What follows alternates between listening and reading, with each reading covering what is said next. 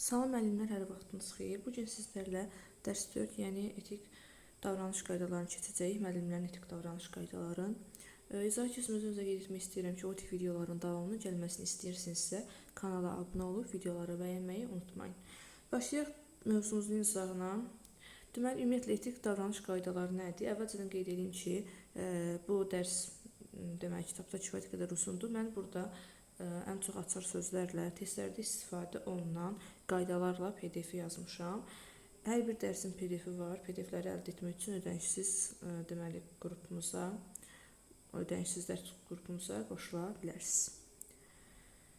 İndi isə başlayaq dərsimizin izahına. Etik davranış nədir? Müəllimin pedaqoji fəaliyyətində qanunlara, mənəvi əxlaqi normalara və ictimai dəyərlərə əsaslanaraq davranmasıdır.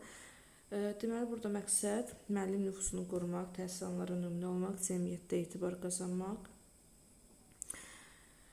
bunlardır. Və qeyd edim ki, müəllimlər, yəni hər bir müəllim bu etik davranış qaydalarının hər birinə əməl eləməlidir. Hər hansı birini əməl etmədiyi müddətdə 1 il deməli müddətində peşə fəaliyyətindən uzaqlaşdırılır.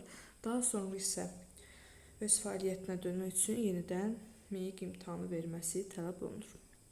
Birinci gələk qanunçuluq nədir? Qanunçuluq deməli əvvəlki adı ilə qanunun aliliyi deməkdir. Yəni Azərbaycan Respublikasının konstitusiyasında olan qanunlara hər bir müəllim əməl etməlidir. Yəni heç bir şəxsi maraq qanundan üstün ola bilməz. Məsələn, dərs saatlarına qanuna uyğun doldurmalıdır. Deməli, jurnalı qanuna uyğun yazmalıdır. Jurnalda hər hansı bir kobud səhifə, jurnalı itirməyə yol verilə bilməz, saxtakarlığa yol verilə bilməz.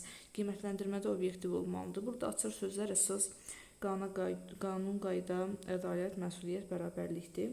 Testlərdə daha çox əgər situasiyada valideyn xahişi, tanışlıq, xüsusi münasibət varsa və müəllim qanuna uyğun davranmalıdırsa, bu qanun aliliyi prinsipinə aiddir, yəni qanunçuluq. Vicdanlılıq əvvəlki adı ilə deməli vicdanlı davranış. Yəni burada vicdanlıq intişadı vicdanlı davranışdır.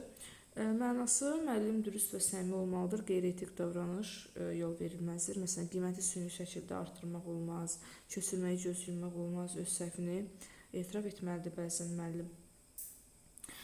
Deməli, burada açar sözlər dürüstlük, səmimiyyət, daxili, məsuliyyət, ədalət. Testlərdə də daha çox yalan, aldatma, haqsız üstünlük varsa, burada vicdanlıq pozulmuşdur deməli. Həmçinin müəllim öz peşə fəaliyyətindən səmərəli istifadə etməlidir. Yəni 45 dəqiqə ərzində çalışmalıdır ki, vaxtını ancaq dərslər, şagirdlərin sual cavabına, tapşırıq ayırsın. Yəni boş söhbətlərə yol vermək olmaz, çünki müəllim vicdanla yanaşmalıdır ki, bu dərsdən o maaş alır. Loyallıq mənası olur ki, müəllim çalışdığı müəssisəyə və kollektivə qarşı sadiq olmalıdır. Yəni öz kollektivə deməli haqqında yersiz çıxışlara yol verilə bilməz, əgər qanun pozuntusu yoxdursa. Nümunələr odur ki, məktəbin nüfusunu qorumalıdır, həmçinin ictimai şəkildə tənqid etməməlidir, sosial şəbəkələrdə etik davranmalıdır. Yəni sosial şəbəkələrdə hər hansı bir məktəb haqqında bəzən görürsən, mənfi rəy olanda hər hansı bir müəllim girir rəylərə tez öz məktəbi haqqında müxtəlif mənfi fikirlər səsləndirir. Yaxşı olar ki, əgər məktəbin rəhbərliyi ilə bir problem varsa, bunu özünə bildirsin. Yəni gəlib orada yazmaqla məsələ həll olunması deyil. Mədəni davranış nədir? Müəllim nitqində, davranışında, görünüşündə mədəni normalara əməl etməlidir. Yəni hər birinizə aydındır, müəllimin geyimi necə olmalıdır. Yəni xırdalığına keçməyə ehtiyac yoxdur. Kobud söz işlətməməlidir. Yəni işlətdiyi sözlərdə vulqarizmə, varvarizmə yol verməməlidir. Təmkinli olmalıdır. Məsələn, rəhbərlik müəllimi çağırır otağına və onun iş fəaliyyətini düzgün yerinə yetirməməsi haqqında tənqid eləyir. Əgər haqlı bir tənqiddirsə, müəllim deməli dinləyərkən səbirli olmalıdır. Deməli mədəni davranış normalarına riayət etməlidir, yoxsa hər bir tənqidə qarşı çıxsın, kobud sözlərdən istifadə etsin, bu müəllimə yaraşmaz. Bu zaman mədəni davranış qaydalarını pozmuş olur. Qərəzsizlik, yəni hər bir müəllim şagirdə qərəzsiz yanaşmalıdır. Onun dini, deməli irqi və ya etnik qruplarından asılı olmayaraq hər bir deməli bütün şagirdlərə eyni cür yanaşmalıdır. Yəni din fərqi, sosial fərq qoymamalıdır. Açar sözlər bərabərlik, obyektivlik, tərəfsizlik, ədalətli testlərdə ayrı seçilik, subyektiv yanaşma varsa bu qərəzsizlik prinsipinə aid bir açar sözdür. İctimai etinad mənası odur ki, müəllim davranışı ilə təhsil sisteminə olan inamı gücləndirməlidir. Yəni hər hansı bir səhvə yol veribsə də belə onu yəni qırılan inamı tezliklə bərpa etməlidir. Nümunələr məktəbin uğurlarını təbliğ etməlidir, cəmiyyət qarşısında nümunəvi çıxış etməlidir. Yəni tutalım ki, hər hansı bir TV kanaldan məktəbə çəkiliş üçün gəliblər və məktəbin deməli nizam-intizam qaydaları ilə əlaqədar məlumat almaq istəyirlər.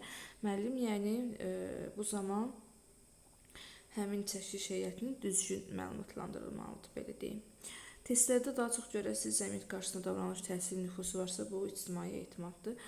Deməli, konfidensiallıq məxfilik deməkdir, digər adı ilə. Yəni şəxsi və xidməti məlumatların qorunması müəllimin etik borcudur. Yəni məsələn, hər hansı bir valideynlə şagird haqqında şagirdin hər hansı bir zəif cəhəti haqqında danışdıqda onu gəlib sinifdə və ya digər valideynlər arasında müzakirə etmək olmaz.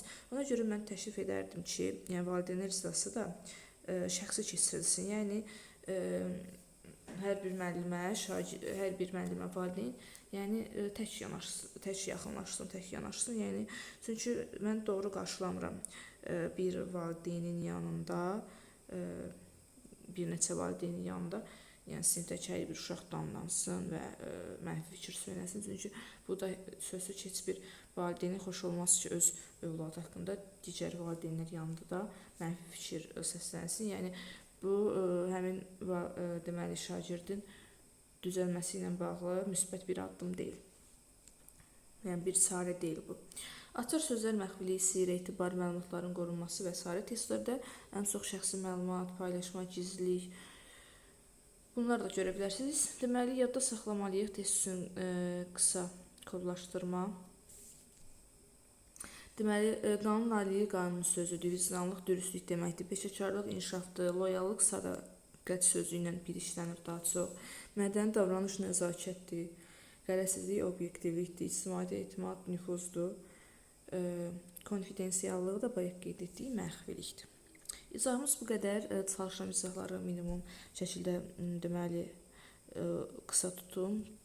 Çünki həm vaxt içində səbəb olmayaq, həm testdə ən çox düşən hissələr hansıdır, onları qeyd etmişəm. Növbəti izahlarda görüşənədək.